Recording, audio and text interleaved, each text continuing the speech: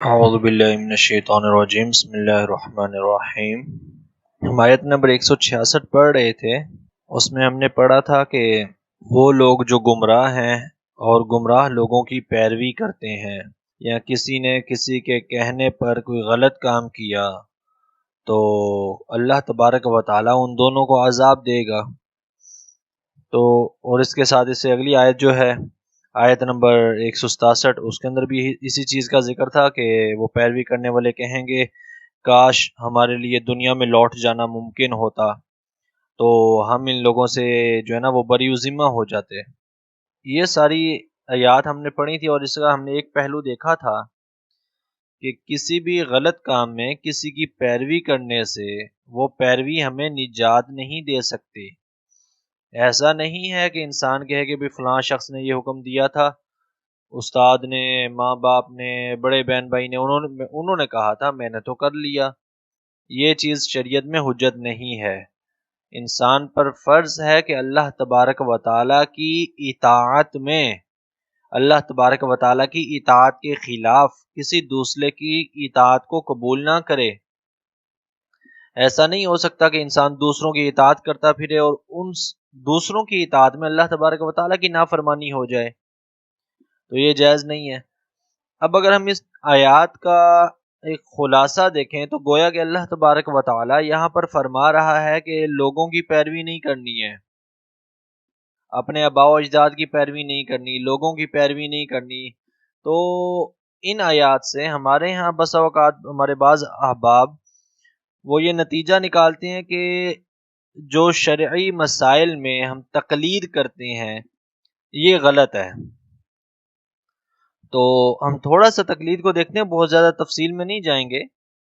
تقلید عام طور پر فقہی مسائل میں کی جاتی ہے، اور اس کی تعریف یہ ہے کہ کسی بھی شخص کے مجتہد جو ہو، جو مفتی ہو، جو عالم ہو، اس کے قول کو بلا دلیل قبول کر لینا، یہ تقلید کہلاتا ہے۔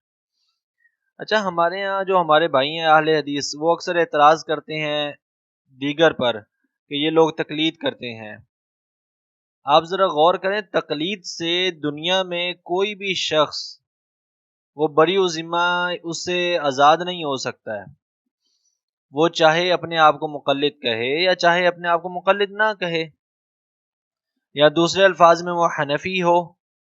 حنفی سے مراد ہمارے ہاں جو طبقات ہیں دیوبند اور بریلوی، دونوں حنفی ہیں، وہ حنفی ہو یا اہل الحدیث مکتبہ فکر سے تعلق رکھتا ہو جو اپنے آپ کو غیر مقلد کہلاتے ہیں۔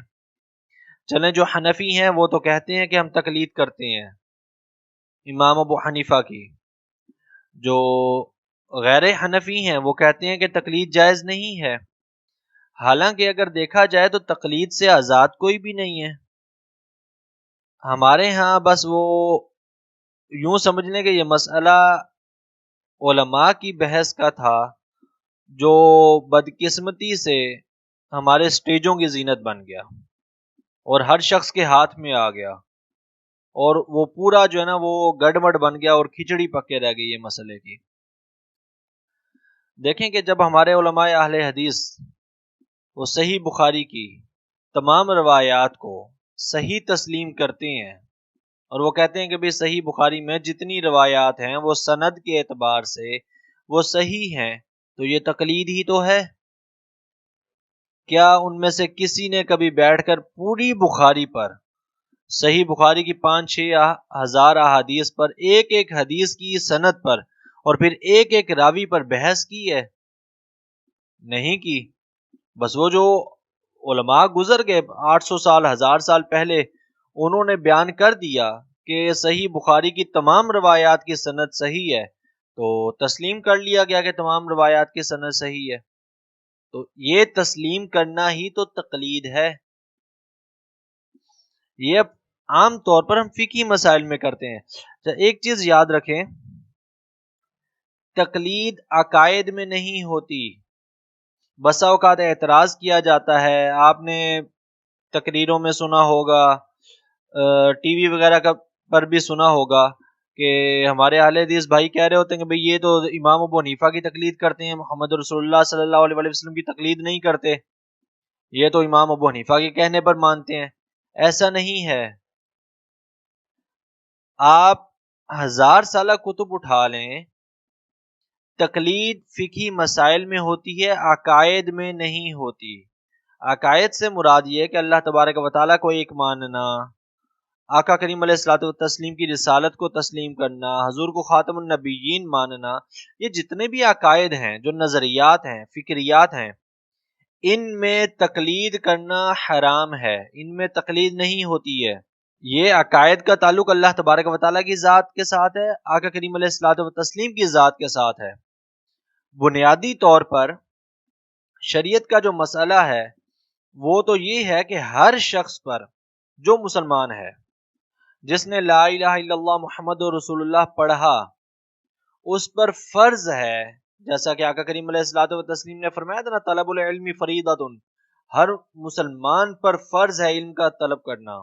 تو وہ فرائض علوم جو ہیں ان میں سے ایک فرض یہ بھی ہے کہ ہر شخص پر فرض ہے کہ وہ قرآن اور سنت کا اتنا علم ضرور حاصل کرے کہ وہ اپنی عقل سے غور و فکر کر کے جو شریعت کے اصول ہیں ان کو سمجھ کر وہ کم از کم اللہ تبارک و تعالیٰ کے وجود، اللہ تبارک و تعالیٰ کی توحید، آقا کریم علیہ الصلوۃ والتسلیم کی نبوت، رسالت، حضور کے صفات، حضور کے معجزات کو سمجھ جائے اور ان کو حق اور سچ تسلیم کر لے. یہ تو ہر ایک پر فرض ہے اور یہ قیامت تک کے لیے، اور اس چیز پر اختلاف نہیں ہے، چاہے حنفی ہوں، چاہے مالکی ہوں، شافعی ہوں، حنبلی ہوں، یا کوئی بھی ہو. پوری دنیا کے کسی علماء میں سے، ائمہ کرام میں سے، محدثین میں سے اس چیز پر اختلاف نہیں ہے. اتنا علم ہر شخص پر حاصل کرنا فرض ہے. یہ اب ہمارے معاشرے کی بدقسمتی کہ ہم لوگ اس سے بھی دور ہو گئے. ہمارے عوام میں سے تو 90% کو پتہ ہی نہیں ہوگا کہ یہ چیز تو بہت دور کی بات ہے کہ قرآن پڑھ کے وہ اللہ تبارک و تعالیٰ کی صفات کا علم حاصل کرتے. یہ تو بہت دور کی بات ہے. انہیں یہی معلوم نہیں ہوگا کہ اللہ تبارک و تعالیٰ کی صفات کی اقسام کتنی ہیں، آقا کریم علیہ الصلوۃ والتسلیم کے معجزات کتنے ہیں. اللہ تبارک و تعالیٰ کی ذات کو ماننے کے لیے ہم وہ اس کی کتنی تقسیم کرتے ہیں. میرا مطلب یہ کہ اللہ تبارک و تعالیٰ کی ذات ہے، اس کے افعال ہیں، اس کی صفات ہیں. تو افعال کون سے ہیں، صفات کون سی ہیں، یا ذات سے مراد کیا ہے؟ تو ہم لوگ تو اس سے بھی عاری ہو گئے. بہرحال ان چیزوں کا سیکھنا شرعاً ہر مسلمان پر فرض ہے، تو لہٰذا ان چیزوں پر تو تقلید ہوتی نہیں ہے، وہ نہیں ہوتی. ہاں اب چونکہ جانتے نہیں ہیں ہمارے ہاں لوگ، چاہے کسی بھی مکتبہ فکر سے تعلق رکھتے ہوں، اللہ تبارک و تعالیٰ کو ایک مان لیا، ایمان تو ہو گیا، مسلمان تو ہو گئے. دلائل کا علم نہیں ہے تو وہ ایک الگ چیز ضرور ہے، اس کا گناہ ایک الگ ضرور ہے کہ وہ ہونا چاہیے تھا کہ اللہ تبارک و تعالیٰ نے قرآن اور احادیث کو بیان ہی اس لیے فرمایا ہے، جو قرآن نازل فرمایا ہے، آقا کریم علیہ الصلوۃ والتسلیم نے احادیث بیان فرمائی ہیں، تو ان چیزوں کا علم ہونا چاہیے تھا. اچھا اب دوسری نمبر پہ چیزیں آتی ہیں، یہ تو ہو گئے عقائد. دوسرے نمبر پہ چیزیں آتی ہیں فقہی مسائل. فقہی مسائل سے میری مراد یہ ہے کہ جیسے عام طور پہ مثال لیں، وضو کے کتنے فرض ہیں؟ 4 فرض ہیں، آپ کو قرآن سے معلوم ہو جائیں گے. اب اس سے اوپر چلتے جائیں، جتنے مسائل ہیں جن کا تعلق فرض سے، حرام سے، ناجائز سے، یا مکروہ سے، سنت سے، جن جن چیزوں پر یہ الفاظ بولے جاتے ہیں وہ سارے فقہی مسائل ہوتے ہیں. عقیدے کے مسائل پر، عقائد پر ہم کبھی نہیں بولتے کہ یہ چیز فرض ہے. ہم یہ نہیں کہتے کہ جو بندہ اللہ تبارک و تعالیٰ کو اللہ تبارک و تعالیٰ کو ایک ماننا فرض ہے، ہم ایسا نہیں کہتے، بلکہ یہ بولنا ہی غلط ہوگا. اللہ تبارک و تعالیٰ کو ایک ماننا عقیدہ ہے، فرض نہیں ہے. کیونکہ فرض کا مطلب تو یہ ہوتا ہے کہ اگر کوئی بندہ نہیں کر رہا تو وہ گناہ گار ہوگا. حالانکہ اللہ تبارک و تعالیٰ کو ایک تسلیم نہ کرنا گناہ نہیں، وہ تو کفر ہے.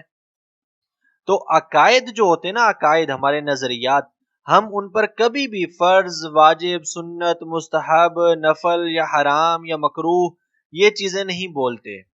جس چیز پر یا جس بھی عمل پر، جس بھی فعل پر یہ چیزیں بولی جائیں تو اس کا مطلب ہے وہ فقہی مسئلہ ہے، اس کا تعلق شریعت کے فقہی مسائل سے ہے، عقائد سے نہیں ہے، اور ہم ان چیزوں پر پھر ہم تقلید کر رہے ہوتے ہیں۔ اور ان چیزوں پر تقلید، اچھا بنیادی طور پر اگر ہم آج سے 1400 سال پیچھے چلے جائیں، صحابہ کرام علیہم رضوان کے دور میں یا تابعین کے دور میں، تو اس دور میں یقیناً کسی ایک شخص کی تقلید کرنا عام عوام پر فرض یا واجب نہیں تھا، ضروری نہیں تھا، کسی نے بھی فتویٰ نہیں دیا تھا کہ بھئی آپ تقلید کریں۔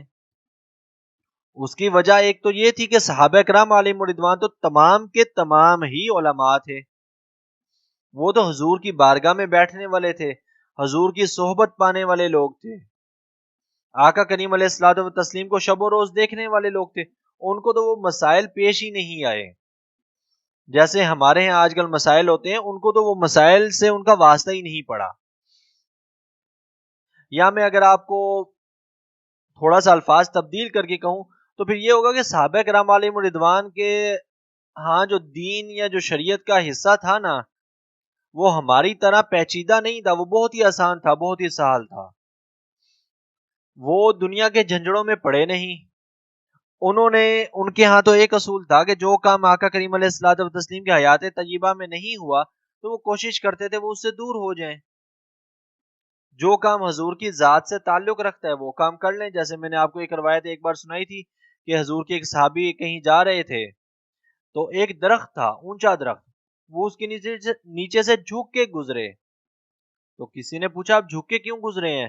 کہا میرے آقا کریم علیہ الصلوۃ والتسلیم یہاں سے گزرے تھے اور یہ درخت ابھی پورا درخت نہیں بنا تھا، یہ چھوٹا سا پودا تھا، حضور اس کے نیچے سے جھک کر گزرے تھے، تو بس میں تو اتنا جانتا ہوں کہ حضور جھک کے گزرے ہیں۔ اسی طرح پھر حضرت عثمان غنی رضی اللہ تعالیٰ عنہ، آپ نے وضو کیا، ایک مقام پر سفر پر جا رہے تھے، ایک جگہ پر رکے، پانی منگوایا، وضو کیا، کھڑے ہوئے، مسکرائے اور آگے چل دیے۔ لوگوں نے پوچھا امیر المومنین یہ کیا ماجرا ہے؟ آپ نے کہا مجھے نہیں پتا، میں تو اتنا جانتا ہوں کہ میرے آقا کریم علیہ الصلوۃ والتسلیم یہاں سے گزرے تھے، حضور نے سواری روکی تھی، وضو فرمایا تھا، حضور مسکرائے تھے، میں نے تو بس اس سنت پر عمل کیا ہے، جو حضور نے کیا تھا میں نے وہ کیا۔ اسی طرح حضور کے ایک صحابی سے پوچھا گیا کہ بعد میں کسی تابعی نے یا ان کے کسی شاگرد نے پوچھا کہ وتر جو ہے، ہم نماز میں وتر پڑھتے ہیں، عشاء کی نماز میں 3 وتر جو پڑھتے ہیں، یہ فرض ہیں یا واجب ہیں یا سنتیں کیا ہیں، نفل ہیں؟ انہوں نے کہا بھئی مجھے نہیں پتا، مجھے اتنا پتا ہے کہ آقا کریم علیہ الصلوۃ والتسلیم نے پڑھے ہیں اور حضور نے ہمیشہ پڑھے ہیں، بس تو میں ہمیشہ پڑھ رہا ہوں۔ ہمارے ہاں یہ مسائل پیچیدہ مسائل کیوں آئے؟ اب سوال پیدا ہوتا ہے بھی صحابہ کے دور میں اتنا آسان کام تھا تو ہمارے ہاں کیوں آئے؟ ہمارے ہاں اس لیے آئے ہماری خامیوں کی وجہ سے، اس لیے کہ ہم لوگ تو فرائض کو چھوڑ کے بیٹھ گئے، تو اس لیے پھر علماء نے احکامات بیان کیے کہ بھئی یہ چیزیں فرض ہیں شریعت میں نہیں چھوڑ سکتے، یہ واجب ہیں نہیں چھوڑ سکتے، یہ سنت مؤکدہ ہیں اس کو نہیں چھوڑ سکتے، یہ نوافل ہیں چلیں اس میں آپ کا اختیار ہے۔ ہم لوگ تو دین کے معاملے میں بے باک ہو گئے نا، اور بے باکی کی پھر ایک اور اس کا جو ہے نا وہ نتیجہ یہ نکلا کہ چونکہ ہم نے دین پڑھنا چھوڑ دیا ہمارے معاشرے میں، اور بلکہ آج نہیں، آج سے 700-800 سال پہلے بھی یہ حالات تھے، اگرچہ موجودہ دور کے اعتبار سے اچھے حالات تھے لیکن پھر بھی حالات تو یہی تھے کہ لوگ دین سے چونکہ دور ہونے لگے، تو اب ہر شخص کا اختیار یا ہر شخص میں اتنی صلاحیت تو نہیں ہے کہ وہ قرآن اور حدیث پڑھ کے مسئلہ اخذ کر سکے، حتیٰ کہ وہ اہل حدیث ہی کیوں نہ ہو۔ چلیں حنفیوں پر تو اعتراض ہے یا مالکیوں پر، شافیوں پر تو اعتراض ہے کہ یہ تقلید کرتے ہیں، بھی فلاں امام کی پیروکاری کرتے ہیں فقہی مسائل میں، تو چلیں جو نہیں کرتے ان کے ہاں اتنی صلاحیت موجود ہے، حتیٰ کہ ان کے علماء کے ہاں بھی، عوام کی بات نہیں کر رہا ہوں، علماء میں سے بھی چند ایک کو چھوڑ کے کیا تمام میں اتنی صلاحیت ہے کہ وہ قرآن حدیث کو سامنے رکھ کے اس کے مسائل اخذ کر سکیں؟ واللہ نہیں ہے۔ کہ میں نے آپ کو مثال دی تھی، بلکہ ہم نے ایک بار پڑھا تھا کہ قرآن پاک میں تو صرف امر کا صیغہ، حکم کا صیغہ، جیسے آتا ہے اقیموا تم نماز قائم کرو، تو یہ حکم کا صیغہ، حکم دیا جا رہا ہے، تو قرآن پاک میں تو حکم کا صیغہ 24 معنی میں استعمال ہوتا ہے. کبھی اس حکم سے فرض ثابت ہوتا ہے، کبھی اس حکم سے واجب ثابت ہوتا ہے، کبھی اس حکم سے سنت ثابت ہوتی ہے، کبھی اس حکم سے مباح کام ثابت ہوتا ہے. جیسے مثال لے لیں، اقیم الصلاۃ، تم نماز قائم کرو، نماز فرض ہے. لیکن یا ایھا الذین آمنوا اذا نودی للصلاۃ من یوم الجمعۃ فاسعوا الی ذکر اللہ. اے ایمان والو، جب جمعے کی اذان سنو تو جلدی کرو اللہ تبارک و تعالیٰ کے ذکر کی طرف، مطلب مسجد کی طرف جلدی جاؤ. یہاں ایک ہی آیت ہے، فاسعوا، یہاں پر فاسعوا امر کا صیغہ ہے تو یہاں پر واجب ثابت ہو رہا ہے کہ انسان پر جلدی جانا لازم ہے. اذان سنیے تو اپنے سارا کام چھوڑ دے، اب کوئی اور کام نہ کرے. لیکن نماز جمعہ کے بعد اللہ تبارک و تعالیٰ نے فرمایا وَذَرُوا الْبَيْعَ، اپنی بیع کرنی شروع کر دو. یا اس آیت کے الفاظ ہیں کہ اپنے جو ہے نا وہ کام کاج میں لگ جاؤ. وہ فرض نہیں ہے. جمعہ المبارک کی نماز کے بعد فرض تو نہیں ہے کہ آپ جا کے بیع کریں، کوئی چیز خرید و فروخت کریں. انسان جمعہ کی نماز پڑھتا ہے، گھر آ جاتا ہے. ایک ہی آیت ہے، ایک ہی آیت میں ایک ہی طرح کا صیغہ، حکم کا صیغہ دو آ رہے ہیں، لیکن ایک ہی آیت میں دو صیغوں سے ایک جگہ پہ فرض یا واجب ثابت ہو رہا ہے، دوسری جگہ پہ مباح کام ثابت ہو رہا ہے. ایک جگہ پہ لازمی کرنا ہے، دوسری جگہ پہ اختیار ہے. تو عام عوام کے پاس تو یہ صلاحیت نہیں ہے کہ وہ پورے قرآن اور حدیث سے سارے مسائل کو خود سے اخذ کر سکے. ہاں، اگر کوئی شخص اس قابل ہو جائے کہ وہ قرآن حدیث سے مسائل اخذ کر سکتا ہو تو پھر ہم کہیں گے، حنفی ہونے کے باوجود بھی کہیں گے کہ بھئی ٹھیک ہے، آپ تقلید نہ کریں، آپ خود سے مسائل اخذ کر لیں. لیکن جب صلاحیت ہی نہیں ہے، صلاحیت اتنی بھی نہ ہو کہ قرآن کا ترجمہ کیا جا سکتا ہو، صلاحیت اتنی نہ ہو کہ آقا کریم علیہ الصلوۃ والتسلیم کی تمام احادیث پر نظر ہو. حضرت امام احمد بن حنبل فرماتے ہیں کہ، اور سعودی عرب کے تمام لوگ حنبلی ہیں، وہاں کے علماء ائمہ تمام حنبلی ہیں. امام احمد بن حنبل کہتے ہیں کہ جس شخص کے پاس کم از کم 4 لاکھ احادیث نہ ہو اس کو فتویٰ دینے کی اجازت نہیں ہے. مطلب یہ ہے کہ وہ شخص، اس پر لازم ہے کہ وہ خود کسی کی تقلید کرے، خود سے مجتہد بن کر نہ بیٹھ جائے. جو بندہ فتویٰ نہیں دے سکتا تو وہ خود سے نیا مسائل کیسے اخذ کر سکتا ہے؟ مراد یہ کہ وہ تو پوری احادیث کو نہیں جانتا. کتنا بڑا حدیث کا ذخیرہ ہے دنیا کے علوم میں. یہ چیز یاد رکھیے گا، دنیا کے علوم میں اگر ہم تمام علوم کو الگ الگ تقسیم کریں نا تو سب سے بڑا علم جو ہے وہ علم حدیث ہے. حتیٰ کہ قرآن پاک کے علوم سے زیادہ بڑا بھی علم حدیث ہے اپنے حجم کے اعتبار سے. وجہ یہ کہ قرآن جب ہم پڑھتے ہیں تو اس پر راویوں کی بحث نہیں ہوتی، اس پر صحیح حسن ضعیف کی بحث نہیں ہوتی، جبکہ حدیث میں تو 70 جلدوں کی کتابیں صرف راویوں پر لکھی گئی ہیں. 10 جلدوں کی تو امام بخاری کی کتاب ہے، تاریخ الکبیر اور تاریخ الصغیر. تو علم حدیث سے بڑا تو علم دنیا میں موجود نہیں ہے. تو جہاں پر اتنا بڑا علم موجود ہو اور کوئی شخص صرف ایک حدیث کو اٹھا کر اگر حکم اخذ کر لے تو آپ اندازہ لگا سکتے ہیں کہ اس کا نتیجہ کیا نکلے گا. تو خلاصہ یہ ہے کہ شرعی احکام میں جب چونکہ ہر شخص یہ جانتا ہی نہیں ہے کہ قرآن پاک کے اصول کیا ہیں، حدیث کے اصول کیا ہیں، آثار صحابہ کیا ہیں، پھر اجماع کس چیز کا نام ہے، یا صحابہ کا کسی چیز پر اجماع ہوا تھا یا نہیں ہوا تھا، قرآن پاک کی قرات کی کتنی تقسیمات ہیں، کتنی قسم کی قراتیں ہیں، کتنی قسم کے اس کے ایک آیت کے کتنے مختلف ترجمے ہو سکتے ہیں، پھر ایک آیت سے کتنی قسم کا ہم حکم اخذ کر سکتے ہیں. جیسے قرآن پاک کی کوئی بھی آیت ہوتی ہے، کوئی بھی آیت، جیسے مثال کے طور پہ آپ نے پڑھا کہ لا تقل لهما اف ولا تنهرهما، اپنے والدین کو اف تک بھی مت کہو اور انہیں جھڑکو مت. ایک آیت ہے. جب ہم اس ایک آیت سے ہم تفسیر پڑھ رہے ہوتے ہیں، ابھی بھی ہم عام طور پہ تفسیر پڑھ رہے ہوتے ہیں، میں آپ کے سامنے اصول تو نہیں رکھ رہا ہوتا جو مفسرین نے بیان کیے ہوتے ہیں. لیکن جب بھی ایک آیت آتی ہے، کوئی بھی آیت قرآن پاک کی، تو ایک آیت پر باقی اس کی تفصیل میں جانے سے پہلے، مزید تفصیلات میں جانے سے پہلے ہم بنیادی طور پر 4 اصول تو فوراً لاگو کر دیتے ہیں. ایک ہوتا ہے اس کا اقتضاء النص، کہ اس عبارت کا تقاضا کیا ہے، اشارات النص، عبارات النص. تو مطلب ہم 4 اصول تو فوراً لاگو کرتے ہیں.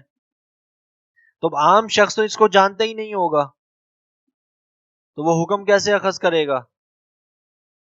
تو اس لیے پھر علماء نے کہا، جو پہلے دور صحابہ کے دور میں یہ چیز نہیں تھی، تابعین کے دور میں یہ چیز نہیں تھی، لیکن اس کے بعد کے علماء نے اس لیے کہا کہ عام عوام علماء کی تقلید کریں، کیونکہ عام عوام کے اندر یہ صلاحیت نہیں ہے کہ وہ قرآن حدیث کو خود سمجھ سکے. یا تو آپ خود سمجھ لیں یا پھر آپ تقلید کریں. اگر آپ سمجھیں بھی نہ، قرآن حدیث کو پڑھیں بھی نہ، اور اس کے جتنی اس کی تفصیلات ہیں اس پر آپ کی نظر بھی نہ ہو، اور آپ کہیں کہ میں نے کسی عالم کی بھی نہیں ماننی، میں تو خود سے قرآن پڑھوں گا یا خود سے حدیث پڑھوں گا، تو پھر ہر شخص سمجھ سکتا ہے کہ اس کا نتیجہ کیا نکلے گا. تو اچھا، تقلید کا یہ جو ڈھانچہ میں نے ابھی آپ کے سامنے پیش کیا ہے، یہاں تک اس ڈھانچے پر کسی کا اختلاف نہیں ہے. حتیٰ کہ ہمارے یہاں جو علماء اہل حدیث ہیں نا، ان کا بھی اختلاف نہیں ہے. وہ کہتے ہیں ٹھیک ہے، یہاں تک جائز ہے کہ آپ تقلید مطلق کریں. اس کو کہتے ہیں تقلید مطلق. کہ حتیٰ کہ علماء اہل حدیث کی بھی جو کتابیں ہیں وہ کہتے ہیں تقلید مطلق جائز ہے، کہ آپ کسی ایک امام کا پابند ہوئے بغیر آپ مختلف مسائل میں مختلف لوگوں کی تقلید کر لیں. آپ کو ایک کا کسی مسئلے میں امام ابو حنیفہ کی، کسی مسئلے میں امام مالک کی، کسی مسئلے میں امام شافعی کی تقلید کر لیں، یہ جائز ہے. اس کے اوپر ان کا بھی اختلاف نہیں ہے، وہ کہتے ہیں جائز ہے. اس سے اگلا چیپٹر آتا ہے تقلید شخصی کا. تقلید شخصی کا وہ ہوتا ہے کہ آپ نے کسی ایک امام کی تقلید کرنی ہے. اس چیز پر آ کر اختلاف ہے. بس یہ جو اتنا بڑا ڈھنڈورا پیڑ دیتے ہیں نا، مطلقاً کہہ دیتے ہیں کہ تقلید جائز ہی نہیں ہے، وہ جملہ ہی غلط ہے. بھائی اس پر تو امت کا اجماع ہے، کسی نے روکا ہی نہیں. میں آگے چل کے ابھی آپ کو احادیث بھی سناتا ہوں، صحابہ کرام کے اقوال بھی بتاتا ہوں کہ انہوں نے تو خود تقلید کی ہے بعض مسائل میں.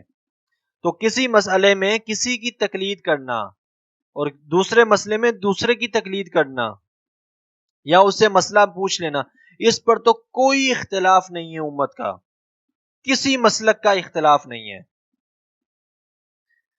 اختلاف صرف اس بات پر ہے کہ کیا ایک امام کی تقلید کرنا، جیسے ہم حنفی کرتے ہیں کہ امام ابو حنیفہ کی، حنبلی کرتے ہیں امام احمد بن حنبل کی، شافعی امام شافعی کی کرتے ہیں، تو کیا یہ جائز ہے یا ناجائز ہے؟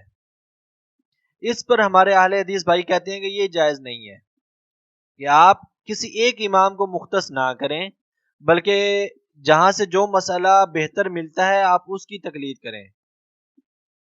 تو اس کا جواب ہم یہ دیتے ہیں کہ بھئی ٹھیک ہے، ہم آپ کی بات یہاں تک بھی مان لیں گے کہ جہاں سے مسئلہ بہتر ملتا ہے وہاں پہ تقلید کریں، لیکن کیا عام عوام، خاص طور پہ ہمارے آج کل کے دور کی عوام، کیا وہ یہ جانتی ہے کہ مسئلہ بہتر کہاں سے آ رہا ہے؟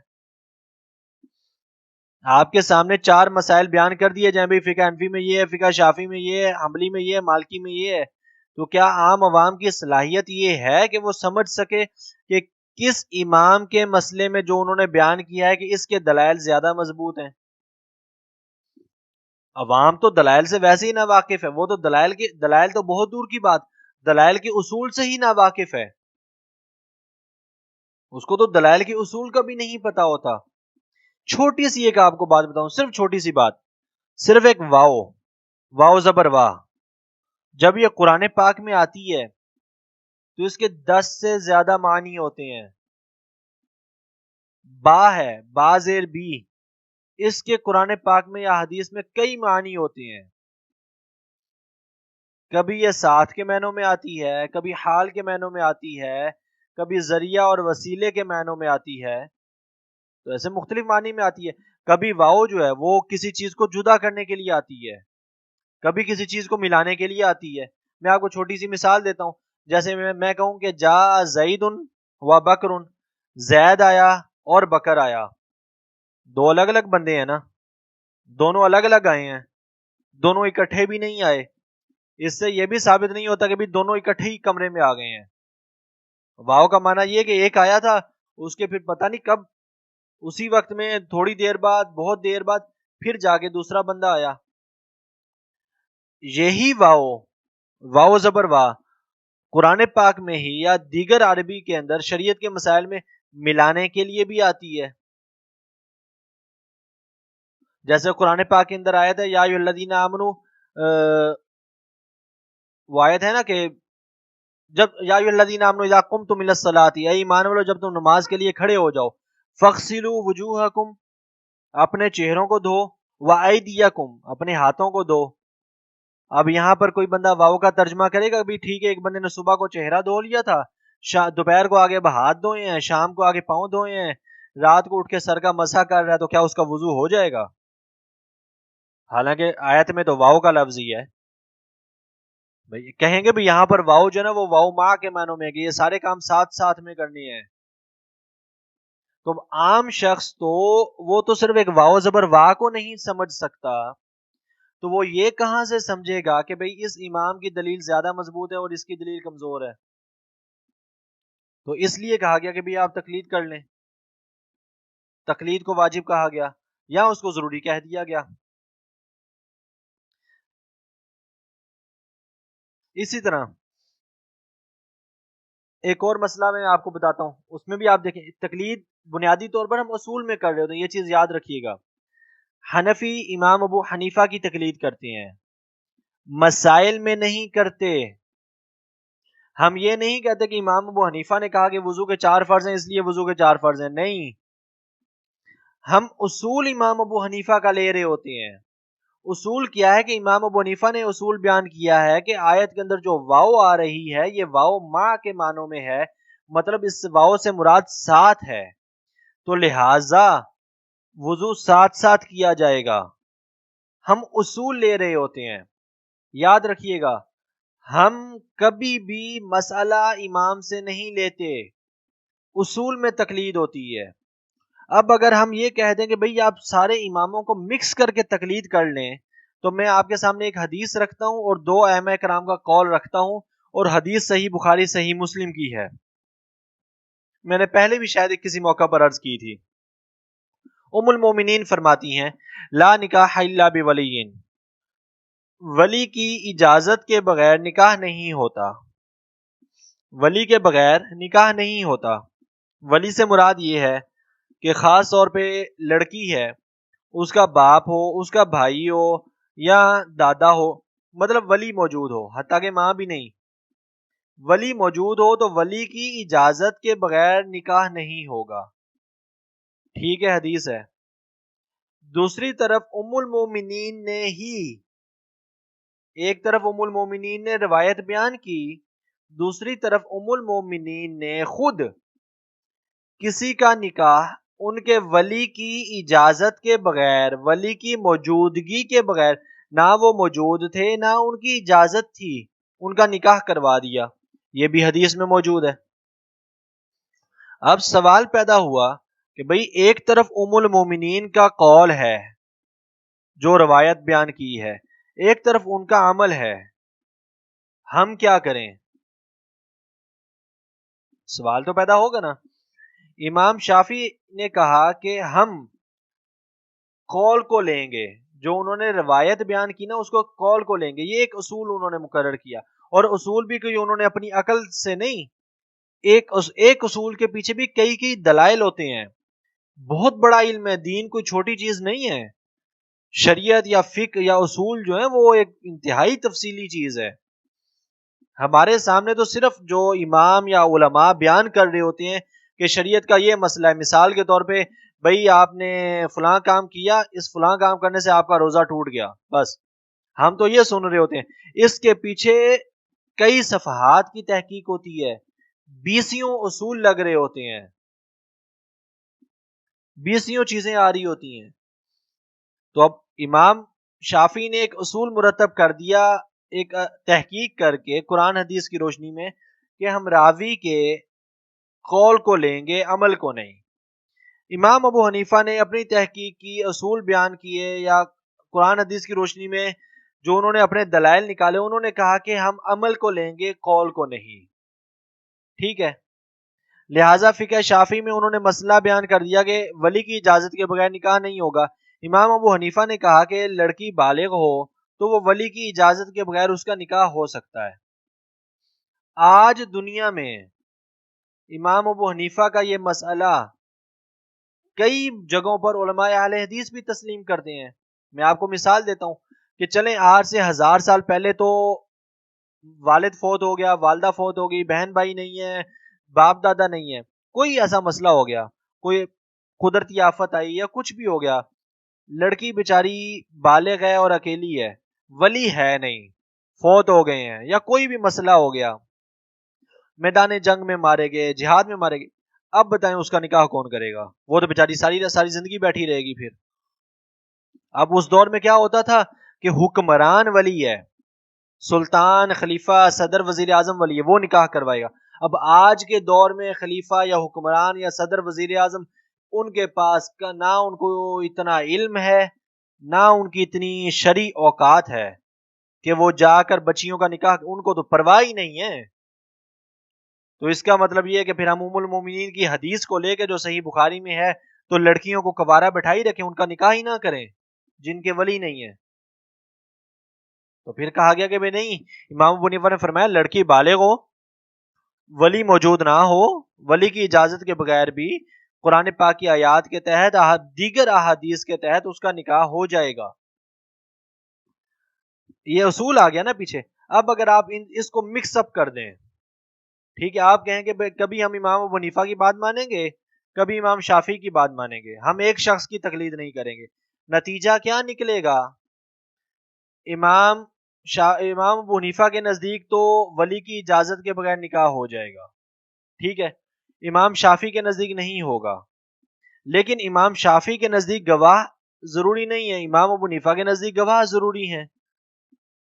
آپ دونوں مسئلوں کو گڑمڑ کر دیں، نتیجہ نکلے گا کہ امام شافعی کے نزدیک یا دیگر ائمہ کے نزدیک آپ گواہوں کو نہ بلائیں، امام ابو حنیفہ کے نزدیک آپ ولی کو نہ بلائیں. تو نتیجہ کیا نکلے گا؟ نہ ولی موجود ہے، نہ گواہ موجود ہیں. یہ تو ایک بدکاری کا راستہ کھل جائے گا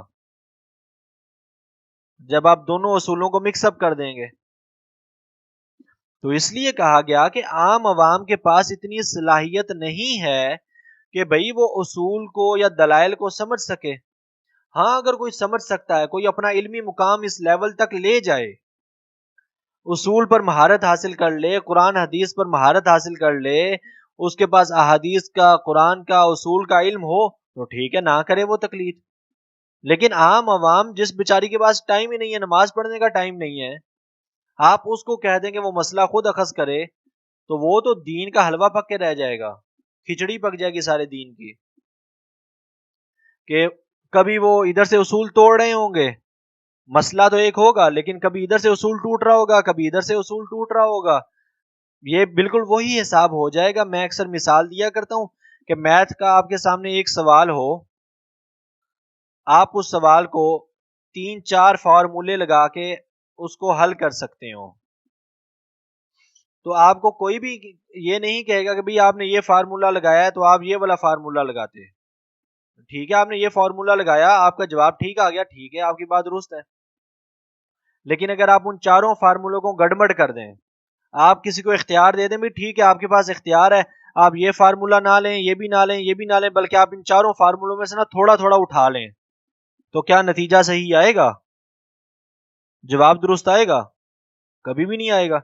یہی حساب شریعت کے ساتھ ہے، دین کے ساتھ ہے.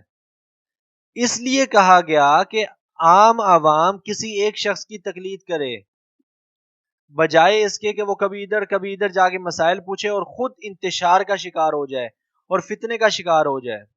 کہ لازمی سی بات ہے جب ایک امام سے مسئلہ پوچھیں گے وہ کچھ کہیں گے، دوسرے سے پوچھیں گے کچھ کہیں گے، عوام تو انتشار کا شکار ہوگی کہ یار یہ کیا بات ہو رہی ہے. تقلید اس لیے لازم قرار دی گئی، یہ میری ساری بات کا خلاصہ ہے. اگر کوئی شخص اس قابل ہو جائے تو اس پر تقلید لازم نہیں ہوگی.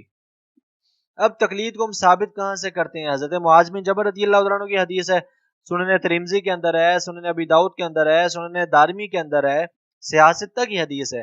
آقا کریم علیہ السلام نے ان کو یمن کی طرف بھیجا، حضور نے فرمایا کہ تم مسائل کا جواب کیسے دو گے؟ عرض کیا یا رسول اللہ قرآن سے۔ حضور نے پوچھا قرآن میں نہ ملے یا رسول اللہ آپ کی احادیث سے۔ حضور نے پوچھا اگر احادیث میں نہ ملا، میری سنت میں نہ ملا وہ کام، تو پھر یا رسول اللہ اجتہد رأیی، میں اپنی رائے سے فیصلہ کروں گا۔ اب لازمی بات ہے وہ گورنر تھے، انہوں نے فیصلہ کرنا تھا، لوگوں نے ان کی بات تسلیم کرنی تھی۔ لوگوں کا تسلیم کرنا وہ تقلید کہلایا۔ یہ حدیث ہے۔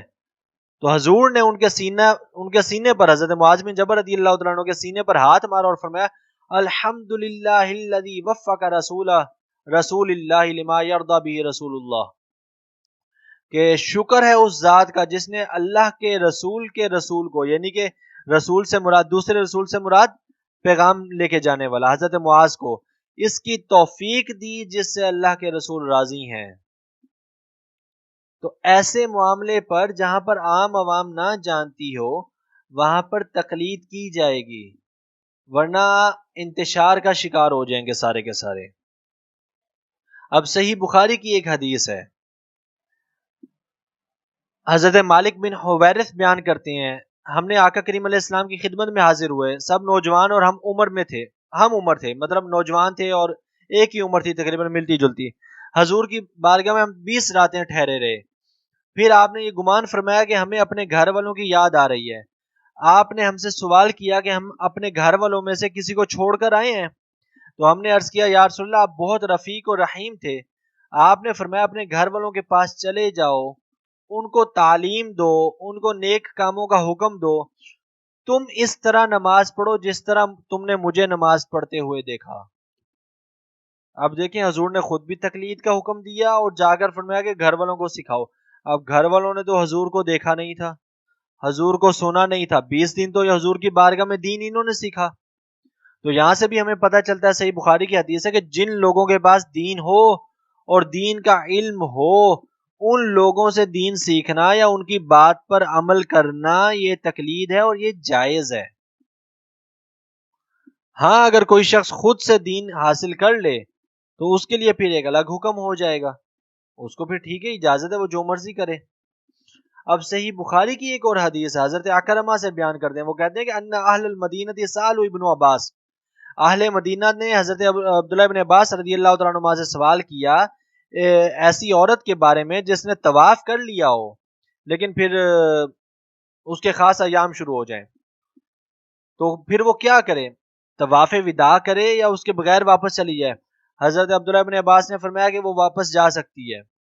اہل مدینہ نے کہا کہ ہم آپ کے قول کی وجہ سے، اب وہ ان کے الفاظ میں آپ کو سنا دیتا ہوں، وہ کہتے ہیں کہ لا نأخذ بقولک وندع قول زید، ہم آپ کے قول کی وجہ سے حضرت زید بن ثابت کے قول کو ترک نہیں کریں گے۔ حدیث صحیح بخاری کی حدیث ہے، صحیح بخاری کی حدیث ہے۔ اہل مدینہ ہیں، حضور کے صحابہ اور تابعی کے سامنے موجود ہیں، عبداللہ بن عباس ہیں، دوسری طرف حضرت زید بن ثابت ہیں، اور وہ کیا کہہ رہے ہیں؟ قرآن اور حدیث کا ذکر نہیں کر رہے، وہ کہہ رہے ہیں کہ ہمیں حضرت زید بن ثابت کے قول کو ترک نہیں کریں گے آپ کے قول کی وجہ سے۔ یہی تو تقلید ہے۔ ہم یہی تو کہتے ہیں کہ جب آپ کے پاس علم نہ ہو تو آپ کسی امام کا، کسی عالم کا قول لے لیں اور پھر بے شک آپ دوسرے کے قول کو رد کر دیں، جیسے اہل مدینہ کر رہے ہیں صحیح بخاری کی حدیث میں۔ تو پھر حضرت عبداللہ بن عباس نے فرمایا کہ زید بن ثابت سے یہاں پر غلطی لگی ہے، تو مدینہ جاؤ، اس مسئلے کی تحقیق کرو، علم حاصل کرو۔ تو وہ لوگ واپس گئے، انہوں نے اس کی تحقیق کی، حضرت ام سلیم سے پوچھا، تو انہوں نے پھر آگے حدیث بیان کی کہ آقا کریم علیہ الصلوۃ والتسلیم کی، وہ پھر آگے طویل حدیث ہے۔ تو پھر وہ حضرت عبداللہ بن عباس کے پاس آئے اور آ کر کہا کہ آپ درست تھے، ہم آپ کی بات تسلیم کرتے ہیں۔ تو اب یہ حدیث سامنے رکھیں صحیح بخاری کی، اور جو میں نے آپ کو پورا آدھا گھنٹہ جو نا وہ ایک کھلا ڈھانچہ بیان کیا ہے تقلید کا، سارے کا سارا تقلید یہی ہے کہ اگر آپ کے پاس علم ہے، اگر علم بالکل بھی نہیں ہے تو پھر جیسے اہل مدینہ نے کیا پھر وہی حق ہے کہ آپ کسی ایک امام کی بات کو تسلیم کریں، دوسرے کی نہیں، کہ ورنہ گڑمڑ ہو جائے گا، سارے کا سارا کھچڑی پک جائے گی. لیکن اگر علم آ جائے تو پھر آپ کے پاس اجازت ہے کہ آپ کہیں کہ بھئی اس دلیل یہاں پر میں اس امام کی بات کو نہیں لوں گا کیونکہ اس کی دلیل کمزور ہے، جبکہ فلاں کی دلیل مضبوط ہے. یہ تقلید کا دوسرا درجہ آ جائے گا. جب آپ کا علم اس سے بھی بڑھ جائے تو پھر آپ بے شک امام کی بات کو بھی تسلیم نہ کریں، آپ خود سے نیا اصول بنائیں، قرآن حدیث کو سامنے رکھیں اور آپ نیا مسلک بیان کر دیں، نیا مذہب بیان کر دیں. یہ جائز ہے. اور اب ہم جو میں نے آپ کو شروع میں عرض کیا کہ ہم امام ابو حنیفہ کی تقلید نہیں کرتے. ہزاروں مسائل میں آپ فقہ حنفی کی کوئی کتاب اٹھا لیں، یہ الزام لگایا جاتا ہے کہ یہ تو جو امام ابو حنیفہ کہہ دیتے ہیں یہ اسی کی بات کو تسلیم کر لیتے ہیں. ایسا نہیں ہے. ہزاروں مسائل میں امام ابو حنیفہ کچھ کہہ رہے ہوتے ہیں جبکہ فقہ حنفی کا فتویٰ امام ابو یوسف کے قول پر ہوتا ہے، کبھی امام محمد کے قول پر ہوتا ہے، بسا اوقات کئی مسائل میں امام مالک کے قول پر فتویٰ ہے. بالکل ہی وہ دوسرے مسلک کے امام ہیں. تو ایسا تو نہیں ہے کہ ہم سارے کے سارے مسائل میں جو ہے نا وہ امام ابو حنیفہ کی ہی تقلید کریں گے، جو انہوں نے کہہ دیا منو ان ہم نے وہی ماننا ہے آنکھیں بند کر کے، جس کو اندھی تقلید کہا جاتا ہے. ایسا تو کہیں بھی نہیں ہے. بلکہ ہم تو ہاں اصول ہم امام ابو حنیفہ کے لیتے ہیں کہ ہمیں اتنی سخت ہی نہیں ہے کہ ہم اصول خود سے اخذ کر سکیں.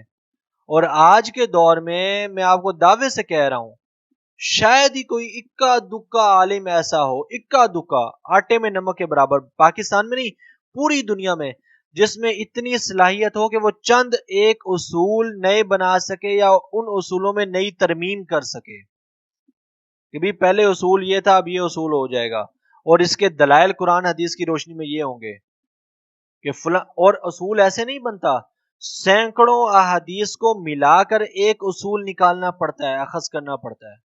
تو شاید کوئی اکا دکا عالم ایسا ہو. ہمارے ہاں تو علماء کسی بھی مکتبہ فکر سے ہوں، پوری دنیا میں کہیں بھی ہوں، میری نظر میں کوئی بھی ایسا نہیں ہے جس میں اتنی صلاحیت ہو. آپ اپنی مرضی سے کسی کو سن لیں، کسی کو پڑھ لیں، پوری دنیا میں عرب سے، عجم سے، یورپ سے، بخارا، ازبکستان، جہاں سے مرضی بڑے بڑے علماء موجود ہیں، حفاظ موجود ہیں بڑے بڑے.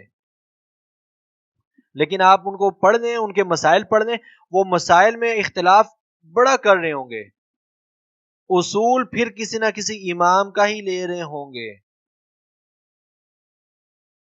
تو یہی تو تقلید ہے. اور شروع میں نے آپ کو عرض کیا کہ جیسے ہمارے اہل حدیث بھائی وہ صحیح بخاری کو تسلیم کرنے میں وہ تقلید ہی تو کرتے ہیں کہ بھئی میں امام اسقلانی نے بیان کر دیا، قسطلانی نے بیان کر دیا، یا فلاں فلاں نے بیان کر دیا، امام عینی نے بیان کر دیا کہ صحیح بخاری کے اندر تمام راوی صحیح ہیں، لہٰذا اس کی تمام احادیث قابل قبول ہیں اور صحیح ہیں. خود بیٹھ کے کس نے جیرا کی ہے حدیث کی ایک ایک حدیث پر؟ 6000 حدیثیں ہوں، ہر حدیث کے کم از کم اوسطن 4 راوی لگائے جائیں، 24,000 راوی بنتے ہیں. 24,000 میں سے چلیں آپ کہتے ہیں تکرار ہو جائے گا، تکرار نکال کے 10,000 تو ہوں گے. تو 10,000 راویوں پر بحث کرنا. امام بخاری فرماتے ہیں کہ میں سب کے بارے میں جانتا ہوں، اس کے پیدا ہونے سے لے کے اس کی وفات تک، اس کی زندگی کا سارا علم، کہ اس نے کبھی زندگی میں جھوٹ نہیں بولا، اس کی زندگی کے سارے واقعات. کیا فرماتے ہیں میں اس کی قبر تک جانتا ہوں. حدیث صحیح ایسے نہیں ہو جاتی، تو اتنی تحقیق کون کر سکتا ہے؟ تو یہ ہم نے جو تسلیم کر لیا یہ تقلید ہی تو کی ہے. تو یہ تقلید جائز ہے، تو اس پہ بلا وجہ کا واویلا نہیں مچانا چاہیے. ہمارے ہاں آج کے دور میں تقلید سے آزاد کوئی بھی نہیں ہو سکتا.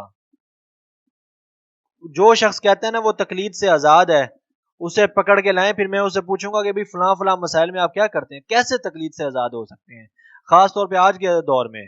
ہاں صحابہ کرام کے دور میں ہوتے تو وہ کہتے کہ وہ ایک الگ بات تھی، تابعین کہتے تو وہ ایک الگ بات تھی. ایک تو ان کا علمی مقام بہت زیادہ تھا، دوسرا انہوں نے حضور کو یا حضور کے صحابہ کو ڈائریکٹ سنا تھا، علم کا ذخیرہ تھا ان کے پاس. تو ہمارے ہاں جو ہم لوگ تقلید کرتے ہیں اس کو غلط نہیں سمجھنا چاہیے اور غلط کہنا بھی نہیں چاہیے. یہ جائز ہے، اور اسی طریقے سے جائز ہے جیسے میں نے آپ کو عرض کی ہے۔ اور اب اس کے علاوہ پھر کئی مسائل ہیں، 20 مسائل ہیں کتب احادیث میں بھی، صحیح بخاری سمیت۔ وہ میں نے آپ کو جو عرض کیا، ہم حدیث پڑھنی شروع کریں گے انشاءاللہ، تو اس میں پھر ہم دیکھیں گے کہ 20 مسائل میں صحابہ ایک دوسرے سے پوچھ رہے ہیں، بات اس سے جا کر پوچھتے ہیں، وہ جو بیان کر دیتے ہیں اسی سے لے لیتے ہیں۔ حتیٰ کہ آپ گوگل پہ جائیں، آپ گوگل پہ لکھیں استدراکات، الف سین تے دال رے الف کاف الف تے، ام المومنین حضرت عائشہ صدیقہ رضی اللہ تعالیٰ عنہ کے استدراکات موجود ہیں، انہا کے استدراکات موجود ہیں۔ استدراکات کیا ہوتی ہے کہ حدیث کسی اور کی ہے، حدیث حضرت ابو ہریرہ نے بیان کی ہے، لوگ پھر ام المومنین کے پاس آئے کہ ابو ہریرہ یہ روایت بیان کر رہے ہیں، ہم کیا کریں؟ ام المومنین نے فرمایا کہ نہیں، ابو ہریرہ حدیث کو سمجھے نہیں ہے۔ آپ نے ام المومنین نے اب حدیث بیان نہیں کی، مسئلہ بیان کیا، لوگوں نے حضرت ابو ہریرہ کی حدیث نہیں لی، ام المومنین کا بیان کیا ہوا مسئلہ لے لیا، اور آج تک یہی چلتا آ رہا ہے۔ اب کسی میں ہے ہمت کہ کوئی کہے کہ نہیں جی ام المومنین نے جو بیان کیا تھا وہ غلط تھا، ہم تو حدیث کو لیں گے؟ کسی میں اتنی جرت نہیں ہے، کسی میں اتنی ہمت نہیں ہے۔ تو یہی چیز جو ہے نا، یہی تقلید ہے۔ ہاں پھر آپ اپنا علم بڑھاتے جائیں تو اپنا تقلید کا درجہ آپ بے شک اسے آزاد ہوتے جائیں، اپنی تحقیق کرتے جائیں، اور ایسے علماء 1000 سالوں میں بے تحاشا علماء ایسے گزرے ہیں، حتیٰ کہ امام بخاری خود اصول میں امام شافعی کی تقلید کرتے ہیں، مسائل میں نہیں کرتے۔ اسی لیے جب آپ امام بخاری کے بارے میں پڑھیں، گوگل وغیرہ پر بھی آپ پڑھیں، تو امام بخاری کے نام کے ساتھ لکھا ہوتا ہے کہ وہ مائل با مذہب شافعی تھے، شافعی نہیں تھے، مائل با مذہب شافعی تھے۔ مطلب کیا ہے؟ امام شافعی کے اصول تو لیتے تھے، مسائل نہیں لیتے تھے، مسائل میں وہ خود سے اجتہاد کرتے تھے، خود مسئلہ اخذ کرتے تھے قرآن و حدیث سے، ان کا اپنا علمی مقام تھا۔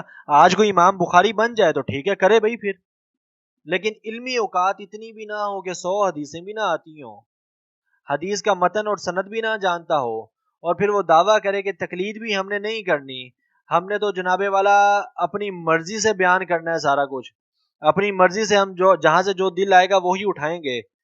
تو پھر آپ خود اندازہ لگا سکتے ہیں، اب یہ ساری بات اور جو کچھ ہم نے آج تک تفسیر میں پڑھا، اس سارے کو سامنے رکھ کے اندازہ لگا لیں تو پھر دین کا کیا نتیجہ آگے نکلے گا۔ یہ 100 سال بھی نہیں گزریں گے، دین ویسے کا ویسے ہی جو ہے نا وہ ایک ختم ہو جائے گا، حلوہ پک جائے گا، ایک نیا دین ہی جنم لے لے گا۔ پھر بہرحال اس کے اندر اور پھر بہت سارے دلائل ہیں، میں اس کو پھر چھوڑتا ہوں، اس کی ضروریات قرآن و حدیث کی وہ پھر اور کہیں آتی رہیں گی۔ میں نے آپ کو ایک بہرحال تقلید کا ایک ڈھانچہ عرض کیا ہے۔ اگلی آیات کی طرف چلتے ہیں، اس کا تھوڑا سا دیکھ لیتے ہیں۔ اگر اس میں آپ کو کوئی سوال ہو نا تقلید کے حوالے سے تو وہ پھر پوچھ لیجئے گا۔ اللہ تبارک و تعالی نے ارشاد فرمایا، اعوذ باللہ من الشیطان الرجیم، وَمَثَلُ الَّذِينَ كَفَرُوا كَمَثَلِ الَّذِي يَنْعِقُ بِمَا لَا يَسْمَعُ إِلَّا دُعَاءً وَنِدَاءً، اور کافروں کی مثال اس شخص کی طرح ہے جو ایسے شخص کو پکارے جو بلانے اور آواز دینے کے سوا کچھ نہ سنتا ہو۔ سُمٌّ بُکْمٌ عُمْیٌ فَہُمْ لَا يَعْقِلُونَ، یہ بہرے، گونگے، اندھے ہیں تو یہ کچھ نہیں سمجھتے۔ یا ایھا الذین آمنوا، اے ایمان والو، کلو کھاؤ، من طیباتی، پاک چیزوں میں سے، ما رزقناکم، جو ہم نے تم کو رزق دیا، واشکروا للہ ان کنتم ایاہ تعبدون، اللہ کا شکر ادا کرو اور اسی کی عبادت کرتے رہو، اور اللہ کا شکر ادا کرو اگر تم اسی کی عبادت کرتے ہو۔ انما حرم علیکم المیتۃ، اللہ نے تم پر مردار کو حرام کیا، والدم، خون کو حرام کیا، ولحم الخنزیر، خنزیر کو حرام کیا، خنزیر کے گوشت کو حرام کیا، وما اہل بہ لغیر اللہ، جس پر ذبح کے وقت غیر اللہ کا نام لیا گیا ہو، اللہ نے اس کو حرام کر دیا۔ یہ آیات بھی احکامات کی آ رہی ہیں۔ فمن اضطر غیر باغ، جو شخص مجبور ہو جائے، وہ نافرمانی کرنے والا نہیں ہے، ولا عاد فلا اثم علیہ، نہ وہ حد سے بڑھنے والا ہے اور اس پر کوئی گناہ بھی نہیں ہے۔ ان اللہ غفور الرحیم، اللہ بے شک بہت بخشنے والا اور بے حد مہربان ہے۔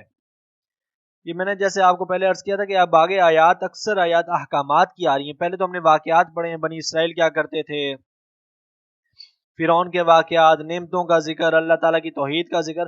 اب احکامات کی آیات آ رہی ہیں، فقہی احکامات جو ہیں، اور ان میں پھر ہمارے ہاں علماء کا اختلاف بھی ہوتا ہے، اور میں کہوں گا کہ ہونا بھی چاہیے۔ ابھی ہم آگے پڑھیں گے کہ پھر جہاں پر اختلاف آئے گا کہ کتنا فائدہ ہوتا ہے پھر اس اختلاف کا، اور کتنا جو ہے نا وہ ہمیں آسانی پیدا ہو جاتی ہے، ورنہ تو ہم پھنس جاتے اگر اختلاف نہ ہوتا تو۔ اللہ تبارک و تعالیٰ نے آیت کے اندر جو لفظ استعمال فرمایا ینعیکو، ینعیکو کا مطلب ترجمہ جو میں نے آپ کے سامنے بیان کیا، میں نے ترجمہ کیا کہ وہ پکارتے ہیں۔ بنیادی طور پر ینعیکو کا ترجمہ ہوتا ہے کہ چرواہے کا اپنی بکریوں کو ڈانٹنا اور للکارنا۔ آپ نے کبھی کسی بکریاں چرانے والے کو دیکھا ہو تو وہ ان کو ہانکتا ہے ایک خاص طریقے سے۔ نعا کا ینعیکو اس کو کہتے ہیں کہ خاص طریقے سے چرواہے کا اپنی بکریوں کو ہانکنا۔ اللہ تبارک و تعالیٰ نے اس آیت میں کفار کے لیے یہ لفظ استعمال کیا ہے، اور وہ کیوں کیا، اس آیت کی تفصیل میں آقا کریم علیہ الصلوۃ والتسلیم کفار کو دین اسلام کی دعوت دیتے تو وہ کفار اس دعوت پر جو ہے نا وہ کوئی غور نہیں کرتے تھے، آپ کی دعوت پر کوئی اپنے کان ہی نہیں لگاتے تھے، سنتے ہی نہیں تھے۔ تو اللہ تبارک و تعالیٰ نے اس چیز کو، ان کے اس عمل کو کہ وہ حضور کی دعوت پر غور و فکر ہی نہیں کرتے، تدبر ہی نہیں کرتے، وہ سوچتے ہی نہیں ہے کہ آیا کہ یار یہ صحیح کہہ رہے ہیں، ہم سوچیں تو صحیح، ان کی بات کو پر غور تو کریں، لیکن وہ غور و فکر ہی نہیں کرتے، بلکہ وہ اپنے جو جھوٹے خدا ہیں یا اپنے ان کے جو جھوٹے لوگ ہیں، سردار ہیں، وہ ان کے پیچھے لگے ہوئے ہیں، جو وہ کہہ دیتے ہیں وہ ان کی بات کو تسلیم کر لیتے ہیں۔ تو اللہ نے اس چیز کو، ان کی اس سوچ کو، ان کے اس نظریے کو، اللہ تبارک و تعالیٰ نے اس چیز سے تشبیہ دی ہے کہ یہ تو بکریوں کے چرواہے کی بکریاں، یہ سارے کے سارے کفار جو ہیں۔ اب دیکھیں کہ اللہ تبارک و تعالیٰ خود رحمان اور رحیم ہو کر، رب العالمین ہو کر، دین کے معاملے میں کیسے سخت الفاظ استعمال فرماتا ہے، اور ہم نے یہ پہلے پڑھا بھی تھا، آیات میں بھی، اور پھر ایسی احادیث بھی آئی تھی کہ دین کے معاملے میں انسان کو سخت الفاظ ہی استعمال کرنے چاہیے، دین کے معاملے میں نرمی نہیں ہے، دین کے معاملے میں اخلاقیات اسی چیز کا نام ہے، دین کے معاملے میں اللہ تبارک و تعالیٰ کی منشا اور حضور آقا کریم علیہ الصلوۃ والتسلیم کی سنت کا تقاضا یہی ہے کہ انسان سخت الفاظ استعمال کرے۔ اب اللہ تبارک و تعالیٰ نے ان کو مویشیوں اور چرنے والی بکریوں کے ساتھ تشبیہ دی کہ جیسے ان بکریوں کو کچھ نہیں پتا ہوتا کہ کیا ہو رہا ہے، جس طرف کو چرواہا ہانکتا ہے وہ اسی طرف کو چل پڑتی ہیں۔ تو اللہ تبارک و تعالیٰ نے فرمایا یہ کفار تو وہی ہیں، ان کو جس طرف کو ہانکا جاتا ہے یہ اس طرف ہانکے جاتے ہیں، یہ آپ کی بات پر غور و فکر ہی نہیں کرتے۔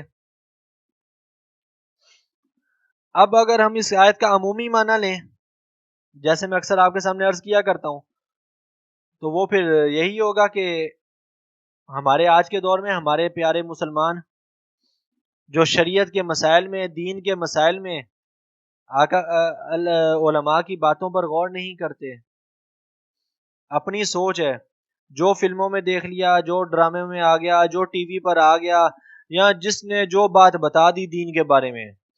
ٹرین میں سفر کر رہے تھے، کوئی بات ہوئی، کسی بندے نے بیٹھے بیٹھے ایک مسئلہ بیان کر دیا، ہم نے سوچا ہاں یہی دین ہے، یہی شریعت ہے، ہمارا 90% دین سنا سنایا ہے۔ اور میں کہا کرتا ہوں کہ ہمارے ہاں زیادہ فرقہ بندی عوام کی وجہ سے ہے، علماء کی وجہ سے نہیں۔ اگر عوام شریعت کے معاملے میں، دین کے معاملے میں، جیسے خربوزہ سونگ سونگ کے لیتی ہے نا، تربوز کٹوا کے لیتی ہے کہ لال ہی ہونا چاہیے، ایسے دین کے معاملے میں دین کو اہمیت دینے والے ہو جائیں، چوکس اور چکنے ہو جائیں کہ آیا کہ یار سامنے والا صحیح بیان کر رہا ہے یا غلط بیان کر رہا ہے، سامنے والے کی صلاحیت بھی ہے دین کی کہ نہیں ہے، یا ایویں داڑھی رکھ کے گھوم رہا ہے، اس نے دین پڑھا بھی ہے کہ نہیں پڑھا، اس کی سند کیا ہے، اس کے پاس علمی اوقات کیا ہے۔ اگر ہماری عوام دین کے بارے میں چوکس چکنی ہو جائے نا، آدھے سے زیادہ اختلافات، مسائل، پریشانیاں، فتنہ بازیاں یا ویسی ساری کی ساری ختم ہو جائیں۔ کیسے ختم ہو جائیں؟ لازمی سی بات ہے پھر عوام جب تحقیق کرے گی تو پھر یہ ڈبا پیک لوگ جو ان کو نہیں سنے گی، پھر علماء کو ہی سنے گی، پھر ہر ایک کی بات تسلیم نہیں کریں گے. ہمارے یہاں تو جو بندہ ہی جس نے داڑھی رکھ لی اس کا مطلب ہے وہ دیندار ہے، وہ عالم ہے، وہ مولانا صاحب ہے. جس نے قرآن حفظ کر لیا، ہم عام طور پہ ہمارے خاندان کا بھی یہ رویہ ہوتا ہے. یہ بندہ لڑکا کیا کرتا ہے جی، مدرسے میں پڑھتا ہے، کیا کر رہا ہے؟ حفظ کر رہا ہے. ہم اسے شریعت کا مسئلہ پوچھنے بیٹھ جائیں گے. یار وہ حفظ کر رہا ہے، وہ قرآن کو رٹا لگا رہا ہے صرف. ٹھیک ہے وہ عبادت ہے، وہ افضل کام کر رہا ہے، وہ بہت بڑا نیکی کا کام ہے، اجر ہے، لیکن اس کے پاس دین کا مسئلہ بتانے کی کوئی گارنٹی نہیں ہے، کوئی اتھارٹی نہیں ہے. آپ کی مسجد کے امام ہیں، وہ حافظ ہیں، اگر وہ عالم نہیں ہے تو ان سے دین کا مسئلہ پوچھنے کی کوئی جو ہے نا وہ اتھارٹی نہیں ہے. ان کو چند فکس مسائل ہی آتے ہوں گے. اور ہم لوگ تو شریعت کا مسئلہ پوچھنے میں ہم لوگ تو دیکھتے ہی نہیں ہے کہ سامنے والے کے دین میں کتنی اوقات ہے. ہم نے اپنی دوائی لینی ہو تو ہم ڈاکٹر ڈھونڈتے ہیں، اور میں اکثر مثال دیا کرتا ہوں، اپینڈکس کا آپریشن کروانا ہو تو ہم ہارٹ سرجن کے پاس نہیں جاتے کہ یار ٹھیک ہے اس نے دل کو تو چیرا پھاڑا ہوا ہے، یہ اس نے کبھی اپینڈکس کا آپریشن ہی نہیں کیا، پتہ نہیں کیا کر دے گا. ہم کبھی گھر میں کتابیں لا کے، میڈیکل کی کتابیں لا کے اور وہ چھری کانٹے اوزار لا کے ہم خود سے آپریشن نہیں کرتے پڑھ کے، لیکن ہم دین کے معاملے میں ہم بہت بے باک ہیں.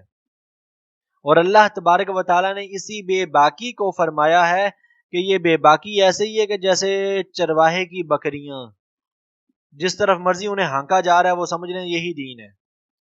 دین کے معاملے میں ایسا نہیں کرنا چاہیے. دین کے معاملے میں انسان کو چوکس اور چوکنا ہونا چاہیے. صحیح مسلم شریف کے مقدمہ میں محدثین کے اقوال درج ہیں، صحیح مسلم ہے کہ وہ بیان کرتے ہیں کہ دین غور کیا کرو، فَخُذُوا عَمَّن تَأْخُذُونَ دِينَكُمْ، غور و فکر کیا کرو کہ تم اپنا دین کس شخص سے لے رہے ہو. آیا کہ اس کی دینی قابلیت بھی ہے کہ نہیں ہے، اس کی صلاحیت بھی ہے کہ نہیں ہے، یا وہ صرف بس پیر بنا ہوا ہے. وہ پیر بنا ہوا ہے تو اس کا مطلب ہے وہ سارا دین بیان کر سکتا ہے، وہ حدیثیں گھڑے، اس نے چاہے اس کی لائبریری میں 100 کتابیں بھی نہ ہو، ساری زندگی میں اس نے 100 کتابوں کا مطالعہ بھی نہ کیا ہو، ہم اسے مسئلہ پوچھنے بیٹھ جاتے ہیں. کسی نے قرآن کا صرف ترجمہ بھی نہ پڑھا ہو، ہم اس کی بات کو پوچھنا تو دور کی بات ہے. ہماری بدقسمتی، ہم تو سوشل میڈیا پر، واٹس ایپ پر، فیس بک پر کوئی بندہ ایک روایت شیئر کر دے، کچھ لکھا ہوا شیئر کر دے، کوئی اس کا حوالہ نہیں ہوتا، کوئی اس کی اتھارٹی نہیں ہوتی، کسی وہ عالم نے بیان نہیں کیا ہوتا، ہم اسی کو ہی دین سمجھ لیتے ہیں. اور اسی وجہ سے ہمارے ہاں انتہائی غلط مسائل مشہور ہیں. جیسے ہی ابھی جمعۃ المبارک گزرا ہے، رمضان المبارک آخری جمعہ، 20,000 لوگ، وہ کیا ہے جی اس جمعۃ المبارک پہ آپ 4 نفل پڑھ لیں، 4 نفل پڑھیں تو آپ کی ساری قضا عمری ادا ہو جائے گی، جتنی آپ نے نمازیں پہلے چھوڑی ہوئی ہیں وہ ساری نمازیں معاف ہو گئیں. کس نے کہا ہے یہ؟ قرآن میں نہیں ہے، حدیث میں نہیں ہے. حتیٰ کہ بریلوی ہوں، دیوبندی ہوں، حنفی ہوں، مالکی ہوں، شافعی ہوں، اہل حدیث ہوں، شیعہ ہوں، کسی نے یہ مسئلہ آج تک کسی عالم نے بیان نہیں کیا. آپ نے کہاں سے لے لیا ہے؟ اور واللہ عالم کے سوشل میڈیا پہ یہ یہودیوں نے شروع کیا ہے یا قادیانیوں نے شروع کیا ہے، کس نے یہ چیز لکھ کر مشہور کی ہے؟ لیکن ہماری عوام کر رہی ہے، دے دھڑا دھڑ کر رہی ہے. بلکہ میں نے ایک جگہ بیان کیا تو وہ آگے سے جواب کیا دینے لگے کہ بارہ انہوں نے پھر سمجھایا کہ بھائی ایسے نہیں ہوتا ہے. جواب انہوں نے دیا ٹھیک ہے لیکن ہم پڑھ لیتے ہیں کہ شاید اللہ کر دے. بھائی کیوں کر دے؟ ایک چیز اللہ کی شریعت کے خلاف ہے، اللہ کے دین کے خلاف ہے. جب اس کے اللہ کے رسول نے فرمایا کہ قضا نمازیں آپ کو پڑھنی ہی ہوں گی، تو پھر آپ یہ کیسے کہہ سکتے ہیں کہ 4 نفل پڑھ کے وہ معاف ہو جائیں گی؟ اور نفل فرائض کا درجہ کیسے لے سکتے ہیں؟ فرض کے قائم مقام تو سنت بھی نہیں ہو سکتی، تو فرض کے قائم مقام نفل کیسے ہو گئے؟ وہ بھی جو اپنے من گھڑت گھڑے ہوئے ہیں. تو ہمارا دین بھی آج کل وہی ہے جس کی طرف اللہ تبارک و تعالیٰ نے اشارہ کیا کہ کمثل الذی ینعق بما لا یسمع الا دعاء و نداء. نہ سنتے ہیں، نہ غور و فکر کرتے ہیں، نہ سمجھ بوجھ رکھتے ہیں، نہ دین کی بات پر، آقا کریم علیہ الصلوۃ والتسلیم کی بات پر، اور حضور کے بعد علماء کی بات پر. کہ آقا کریم علیہ السلام نے فرمایا کہ العلماء ورثۃ الانبیاء، علماء انبیاء کے وارث ہیں. کیوں؟ انبیاء کا ورثہ علم ہوتی ہے. علم ہوتا ہے اور علماء کے پاس علم ہے، تو نہ یہ علماء کو سنتے ہیں نہ دین پر سمجھ بوجھ رکھتے ہیں، بس جو جہاں سے آیا اس کو مان لیا۔ اس چیز کو اللہ تبارک و تعالیٰ نے فرمایا آیت کے اندر، جو اللہ نے فرمایا نا ینعقو، اس چیز کو اللہ نے فرمایا کہ یہ تو وہی حالت ہے کہ جیسے چرواہے کی بکریاں ہوتی ہیں، جہاں ڈنڈا مارا اس طرف کو ہانک دیا۔ دین کے بارے میں انسان کا یہ رویہ نہیں ہونا چاہیے۔ اگلی آیت کے بارے میں بس میں آپ کو 2 روایتیں بیان کر کے ختم کرتا ہوں، پھر باقی بعد میں دیکھ لیں گے۔ اللہ تبارک و تعالیٰ نے فرمایا یا ایھا الذین آمنوا کلوا من طیبات، یا ایمان والو پاک چیزیں کھاؤ جو تمہیں رزق دیا گیا۔ اس کی تفسیر پہلے گزر چکی ہے پاک چیزوں کی، باقی اس کی جو شرائط تقاضے وغیرہ ہیں وہ پھر میں نے آپ کو کہا تھا ہم سورہ مائدہ میں پڑھیں گے انشاءاللہ، وہاں پر اس کی کافی تفصیل آئے گی۔ حضرت ابو ہریرہ رضی اللہ تعالیٰ عنہ بیان کرتے ہیں کہ آقا کریم علیہ السلام نے فرمایا اللہ تبارک و تعالیٰ پاک ہے، پاک کے سوا کسی چیز کو قبول نہیں کرتا۔ اللہ تعالیٰ نے مسلمانوں کو وہی حکم دیا جو رسولوں کو حکم دیا تھا۔ سو فرمایا اے رسولو پاک چیزیں کھاؤ، نیک کام کرو، میں تمہارے کاموں سے باخبر ہوں۔ اور مسلمانوں کے لیے فرمایا اے مسلمانوں ہماری دی ہوئی پاک چیزوں سے پاک چیزیں کھاؤ۔ پھر آپ نے ایسے شخص کا ذکر کیا جو لمبا سفر کرتا ہے، اس کے بال غبار آلود ہیں، وہ آسمان کی طرف ہاتھ اٹھا کر کہتا ہے یا رب اس کا کھانا پینا حرام ہو، اس کا لباس حرام ہو، اس کی غذا حرام ہو، تو اس کی دعا کیسے قبول ہوگی؟ یہ اب حضور کی حدیث ہے، حضور نے ایک مثال دی ہے۔ پہلے تو حضور نے فرمایا کہ اللہ تبارک و تعالیٰ پاک ہے، پاک چیز کو ہی قبول کرتا ہے۔ ہم لوگ جو چیز سود میں آ رہی ہو نا، بینک سے پیسے مل رہے ہو سود کے، ہم اس کا صدقہ خیرات کر دیتے ہیں، وہ صدقہ خیرات جائز نہیں ہوتا ہے۔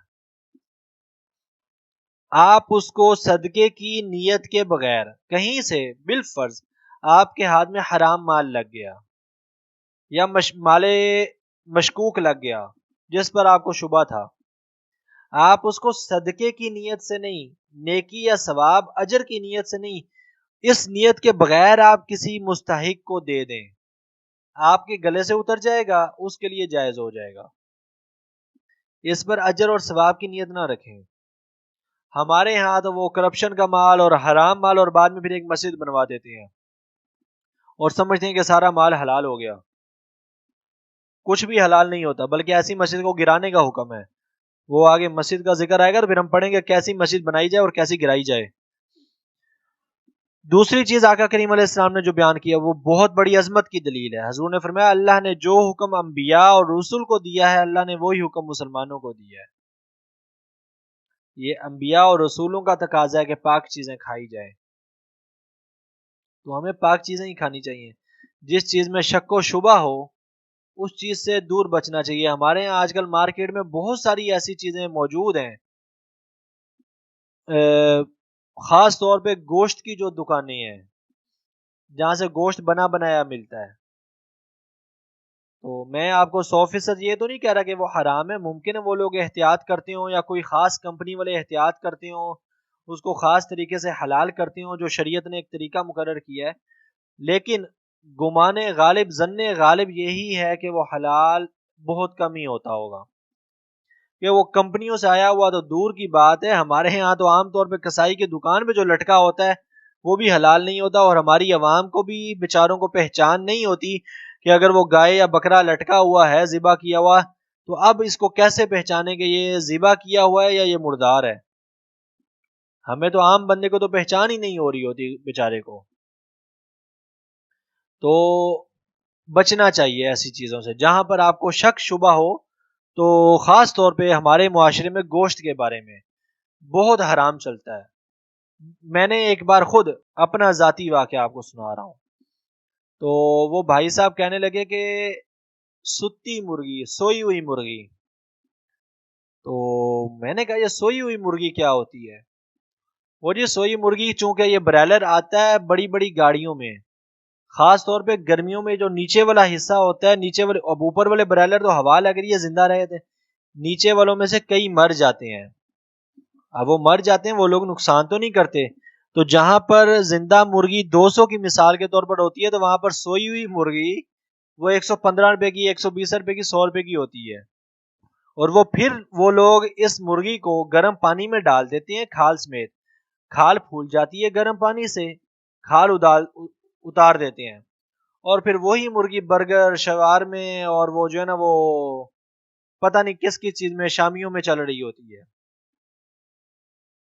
تو میں کسی کے بارے میں یہ تو نہیں کہتا کہ وہ حرام کھلا رہا ہوگا، لیکن ایسا ہوتا ضرور ہے اور ہو رہا ہے اس معاشرے میں، تو ایسی مشکوک چیزوں سے پھر بچنا چاہیے۔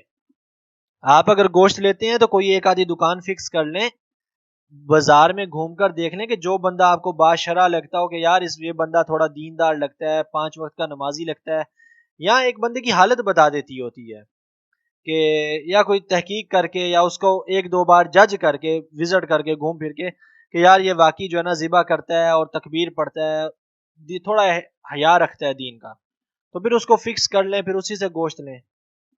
اسی طرح ہمارے ہاں بہت ساری اور کھانے پینے کی چیزیں آتی ہیں، طرح طرح کے نمک آتے ہیں۔ اب تو باقاعدہ حلال فوڈ انڈسٹری ہے، وہ ایک پورا سبجیکٹ ہے، ہمارے پاس پڑھایا جاتا ہے۔ کھانے کے پیچھے مختلف چیزوں کے پیچھے کوڈز لکھے ہوتے ہیں، E25 E35 E50 اس طرح کوڈز لکھے ہوتے ہیں، اور بسا اوقات چیزوں کے اندر وہ حلال چیز تو حلال ہوتی ہے، لیکن اس کے اندر وہ چیزیں جو ہوتی ہیں وہ حلال مکس نہیں ہوتی، اس کے اجزاء حلال کے نہیں ہوتے، لیکن ہماری عوام بیچاری رگڑ رہی ہوتی ہے۔ وہ جیسے میں نے آپ کو لاسٹ ٹائم عرض کیا تھا کہ ہماری سوچ یہ بن گئی ہے کہ شاید صرف خنزیر حرام ہے اور شراب حرام ہے یا کتا بلا حرام ہے، اس کے علاوہ جو آتا ہے اسے رگڑ دو پکڑ کے۔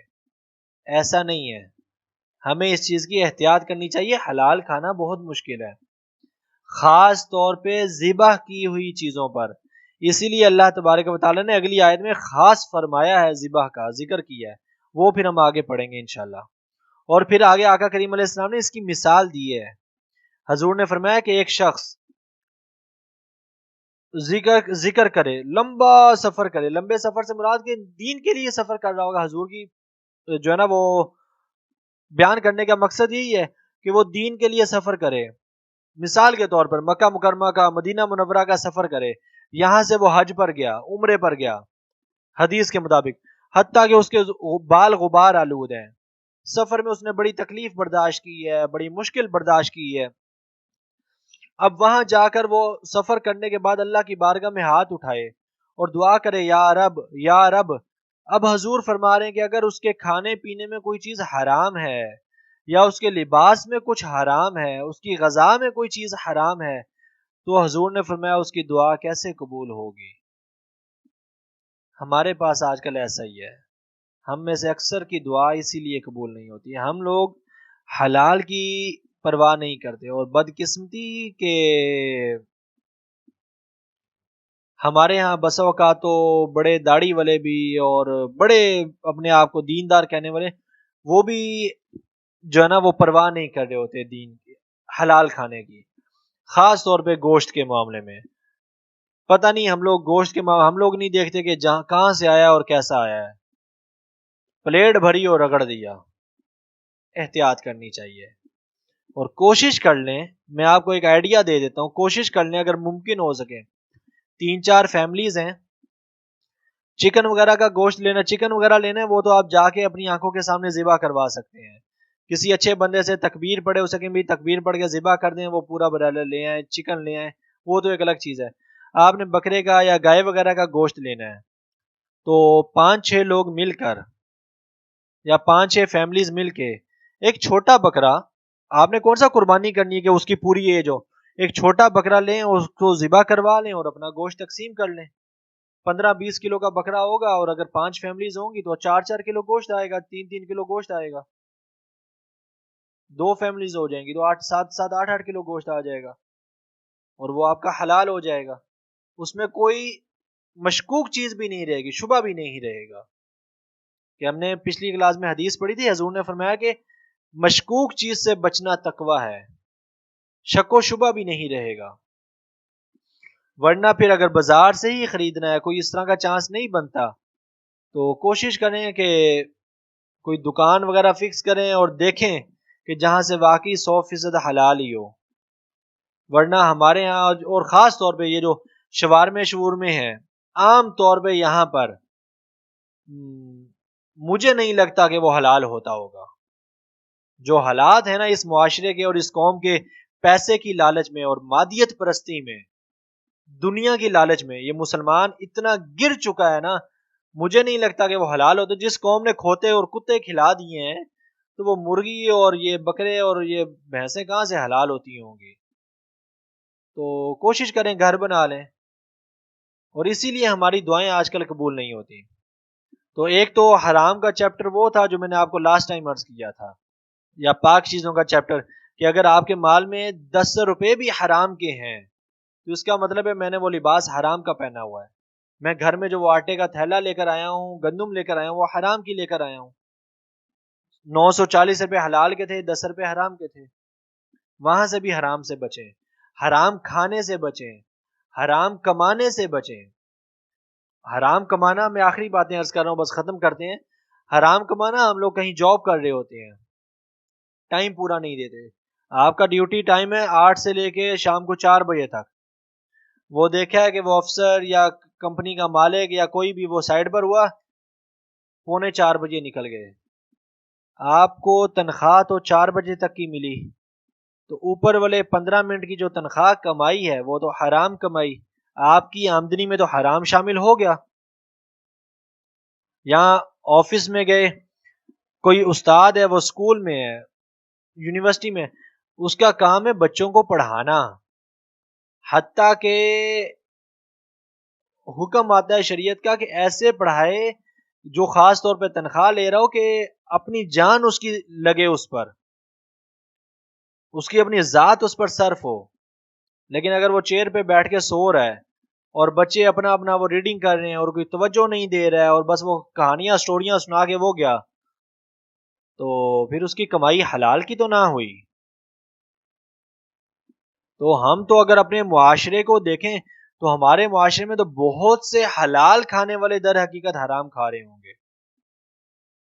اساتذہ ہیں اسکولوں میں، خاص طور پہ گورنمنٹ اسکولوں میں، کیا کرتے ہیں وہ؟ گورنمنٹ دفاتر میں کیا ہوتا ہے، پرائیویٹ جگہوں پر، بہت ساری جگہوں پر کیا ہوتا ہے، ڈاکٹرز، انجینئرز، وکیل، بہت ساری جگہوں پر. وہ ڈاکٹرز جو ہوں گے، سب ایسے نہیں ہے، سب کو میں برا نہیں کہتا، بہت سارے اچھے بھی ہوں گے، لیکن کیا ہوتا ہے، وہ اپنی ایجنسیوں کے اور اپنے پیسے کے چکر میں غلط دوائیاں، میڈیکل سٹورز والے وہ ایکسپائری ڈیٹ کو چینج کر کے چلا دیا. تو ہم لوگ تو حلال سے بہت دور ہو چکے ہیں. تو کوشش کریں اور میرے لیے بھی دعا کریں، اللہ تبارک و تعالی ہمیں حلال کھانے کی توفیق عطا فرمائے.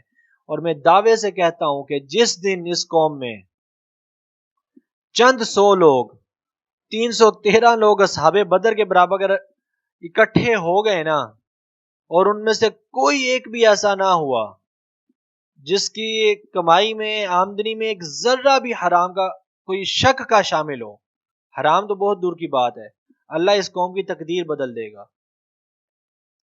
اور میں نے آپ کو وہ پہلے جو ایک بار عرض کیا تھا، آخر کیا وجہ ہے کہ اللہ تبارک و تعالی ہماری دعائیں قبول نہیں کرتا، اس کی میں آپ کو بساؤ کا مختلف وجوہات بتاتا رہتا ہوں. اس میں ایک وجہ یہ بھی ہے جو حضور کی حدیث ابھی ہم نے پڑھی ہے کہ جب کمایا حلال ہوگا، غذا میں حرام ہوگا، یا کمایا حرام ہوگا، کھانے پینے میں حرام ہوگا، سفری اخراجات میں حرام ہوگا، یا کہیں بھی کچھ بھی کہیں نہ کہیں سے حرام چیز آ گئی ہوگی، یا مال مشکوک آ گیا ہوگا، تو پھر اللہ دعا کیسے قبول کرے گا؟ تو ہمیں ان چیزوں سے بچنا چاہیے، دھوکہ دینے سے بچنا چاہیے. سفر میں مثال کے طور پہ آپ نے ٹکٹ لی، ایک نوٹ نہیں چل سکتا تھا، وہ گھما کے دے دیا، بیچارہ ٹکٹ کاؤنٹر پہ جو بیٹھا تھا، اس کے بعد رش تھا، اس نے آپ کو ٹکٹ دے دی. آپ نے سفر تو کرنا ہی تھا، لیکن اب حرام کر رہے ہیں کہ آپ دھوکہ دے کر رہے ہیں. اور اگر خدا نہ خواصہ اس سفر میں ایکسیڈنٹ ہوا اور مر گئے تو نامہ مال میں تو یہی لکھے گا کہ یا اللہ یہ حرام کام کر رہا تھا اور حرام کرتا کرتا مارا گیا.